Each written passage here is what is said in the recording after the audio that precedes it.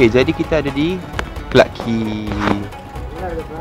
Actually bukan Clarke Quay lah. Actually kita nak pergi Masjid Umar yang ada di Clarke Quay ya. Tapi bukan kita nak pergi Clarke Quay untuk kita pergi Clarke Quay ke. Jom marilah kita pergi ke Masjid Umar.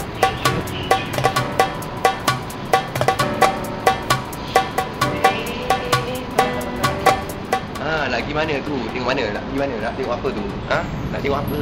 Kat sini ni. Abang lawa handsome kat sini bersama saya sekali lagi. Nama saya Ahmad Kushairi. Bro Ahmad Kushairi. Saya ingin menunjukkan anda Masjid Umar Kampung Melaka.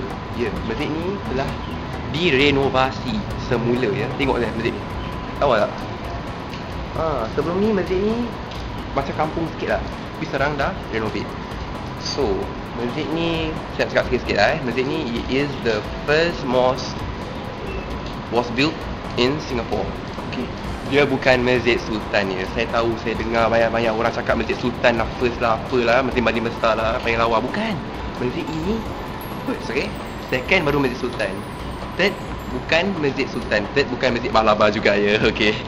Okay, so tanpa buang masa lagi, jom kita tengok-tengoklah masjid ni. Masjid ni baru kan? Okay, jom kita tengok.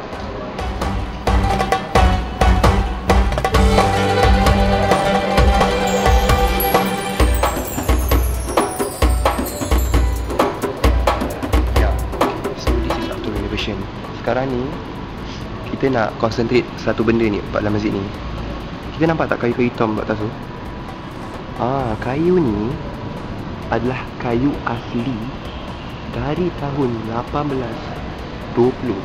Kayu ni memang dah lama lah. Diorang masih bertahankan lagi diorang minta kayu ni. Kira bila diorang renovate tu, diorang tak kacau kayu ni lah. Tengok macam ni, betapa kuat kayu dia. Selepas renovasi, masjid ini pun bertambahlah tempat wuduknya.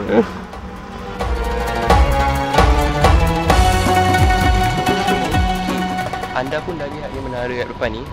So menara yang kat depan ni dia tak dibina bersama dengan masjid. Sehinggalah pada tahun 1985 barulah menara ni pun dibina kan. Tengok ni, separated. Ya. Jika anda ingin tahu, masjid ini juga mempunyai makam-makam yang terletak di sebelah menara masjid. InsyaAllah. Okey, macam itulah sikit sebanyak pasal Masjid Umar Kampung Melaka. So, itu je lah yang nak cakap kan. So, nanti kita boleh jumpa lagi lah episod ketiga. Episod ketiga ni kita tak tahu kita ada kat Singapura ke, kita ada kat Melaka ke, kat Brunei ke, ataupun kat Mesir So, check it out lah nanti Assalamualaikum.